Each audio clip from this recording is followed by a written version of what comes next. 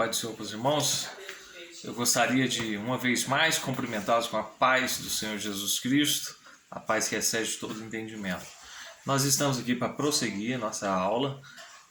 Vamos tratar hoje do tópico de número 2. Nós estamos falando na lição de número 9, que tem por título As histórias e as poesias falam ao coração. Então, nós já no tópico de número 1, nós falamos sobre as histórias, né, os livros históricos, né, citamos os de forma sucinta e bem explicada o tópico de número 1. Vamos agora, hoje, trabalhar no tópico de número 2, que tem como título Os livros poéticos, abre parênteses, e de sabedoria do Antigo Testamento. Tópico 1. Número 1 do tópico 2 vai dizer assim: os livros sapienciais e poéticos, 5 livros do Antigo Testamento, são chamados de escritos sapienciais e poéticos, porque ensinam a sabedoria por meio da poesia ou da prosa. São eles: Jó, Salmos, Provérbios, Eclesiastes e Cantares de Salomão. Eclesiastes foi escrito quase todo em prosa e os outros livros foram redigidos, em sua maioria, em forma de poesia. De modo geral, a prosa retrata o modo como normalmente falamos, e a poesia expressa sentimentos e pensamentos mediante versos que atingem o intelecto e as emoções. Na Bíblia, esse gênero literário trata da aplicação da verdade divina à experiência humana.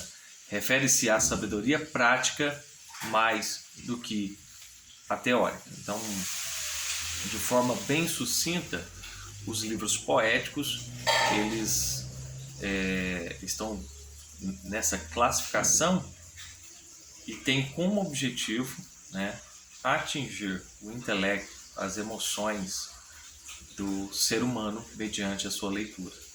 Agora, nós frisamos até anteriormente o diferencial que há da Bíblia em comparação a outros livros é o poder que dela emana, sabendo que ela é um livro inspirado pelo próprio Espírito de Deus. Fazendo um apanhado sobre o número 1 do tópico 2, eu vou ler aqui no final. Olha, na Bíblia, esse gênero literário trata da aplicação da verdade divina à experiência humana. Refere-se à sabedoria prática mais do que a teórica. Então, quando nós falamos de livros sapienciais inseridos dentro dos livros que nós estamos estudando aqui, é muito mais, tem a sabedoria que é ensinada e que é proposta dentro desses livros, ela é muito mais prática do que teórica. E eu vou ler alguns versos aqui. O primeiro dele está em Jó 28, versículo de número 28. Deixa eu localizar aqui.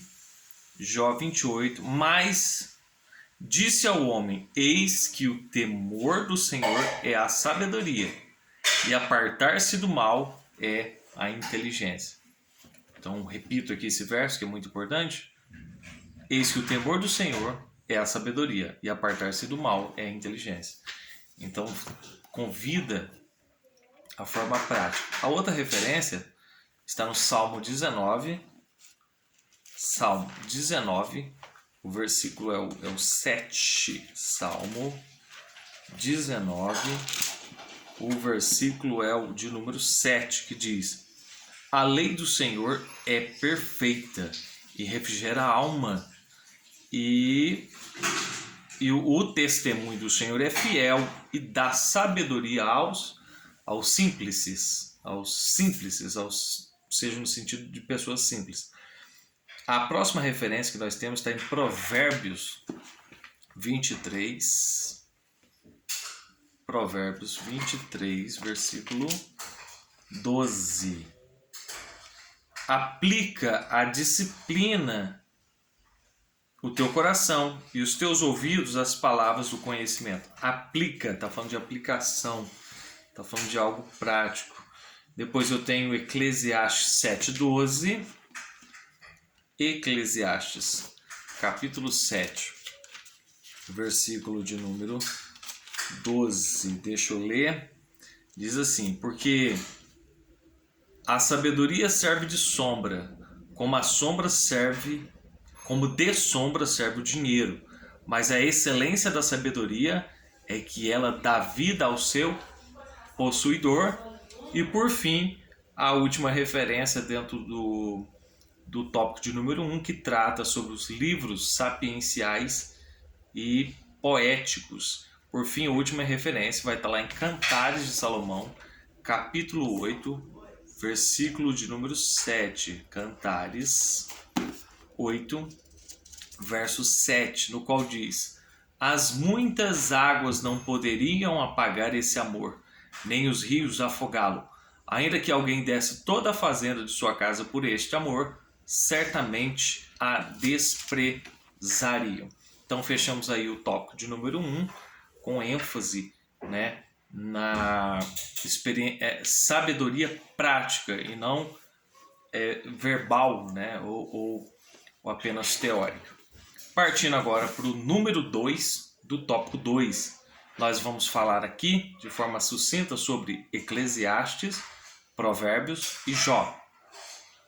O tema de Eclesiastes está na frase "é tudo vaidade", que é o verso de número 2 do capítulo 1, indicando a efemeridade da vida humana.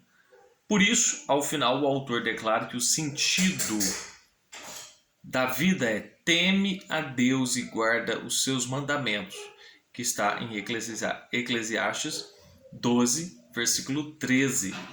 O tema de Provérbios, primeiro vamos dar ênfase aqui, como está dividido Eclesiastes, Provérbios e Jó, vamos dar ênfase na aplicação do livro de Eclesiastes, né? Então, o livro de Eclesiastes, ele foi escrito num ponto de vista em que o autor, no caso é Salomão, ele escreveu numa perspectiva do que é a vida de uma pessoa sem Deus, que resume-se em vaidade. Tudo passa, tudo é vão, mas ao mesmo tempo existe um texto áureo dentro do próprio livro do Eclesiastes, que é: de tudo que se tem ouvido, o fim é: teme a Deus. Teme a Deus, porque ele trará a juízo todas as coisas. Então, de um ponto, fala sobre a efemeridade da vida, o quanto a vida é passageira, mas de outro ponto, fala o que é principal dentro do livro de Eclesiastes para a vida do ser humano, que é o que? Temer a Deus e fugir do mal. Enfim.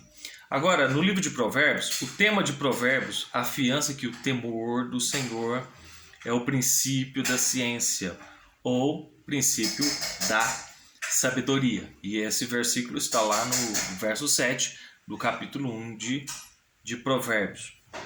Ou seja, o temor ao Senhor é o princípio de toda a sabedoria.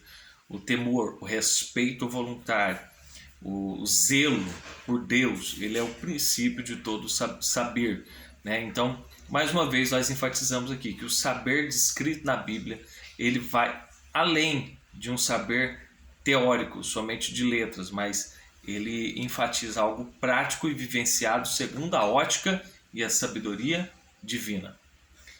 Continuando, livro de Provérbios, ensinando que observar os princípios divinos nos faz pessoas sábias. Portanto, ao concluir, o escritor enfatiza que uma pessoa temente a Deus é digna de ser honrada. Então, o livro de Provérbios, ele diz que o temor a Deus é o princípio de sabedoria.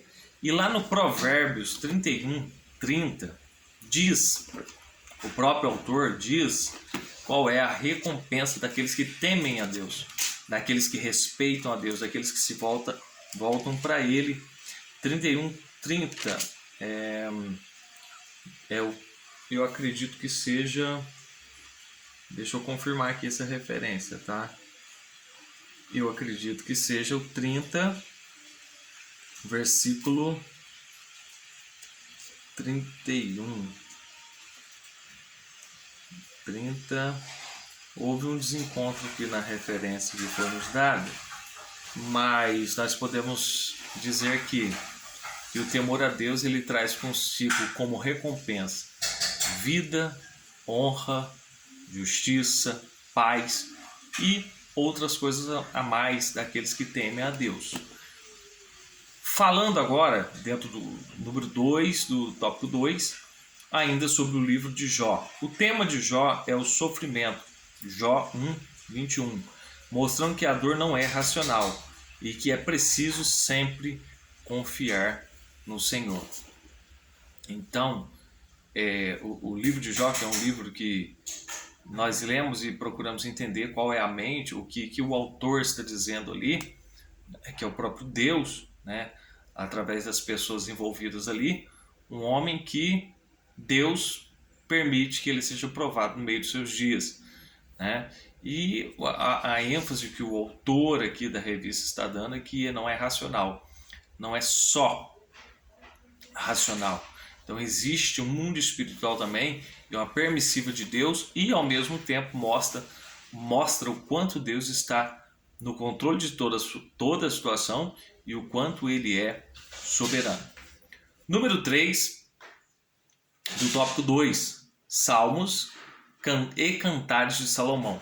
Salmos em hebraico significa louvor e sinaliza que a mensagem principal do livro é louvor, oração e adoração. Também é um livro de instrução, porque nos mostra como servir ao Senhor. Então vamos entender por partes aqui. Então já o significado do próprio Salmos, do livro de Salmos, né? Ele tem como significado louvor. E lembrando que o Salmos ele é um livro de cânticos, um livro de adoração. Eles são poesias de cânticos, tá? Que ao mesmo tempo nos ensina a adorar a Deus através dos Salmos e também tem muitos conselhos práticos dentro do livro de Salmos, né? E há algo muito especial aqui que a gente vai destacar agora, ó. E ainda fala profeticamente acerca do Messias.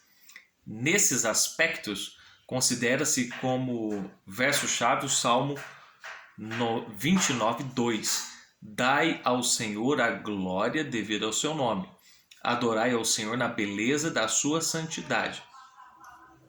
Então, o livro dos Salmos, além de ele nos levar ao louvor, à adoração, nos dá instruções, e o que nós achamos de mais poderoso dentro do livro dos Salmos, assim como em outros livros, como o livro de Isaías, né, que é o profeta messiânico, os Salmos ele é carregado de salmos messiânicos, salmos que apontam para o que ocorreria com Jesus e o cumprimento de muitas coisas que já ocorreram e outras que estão por vir.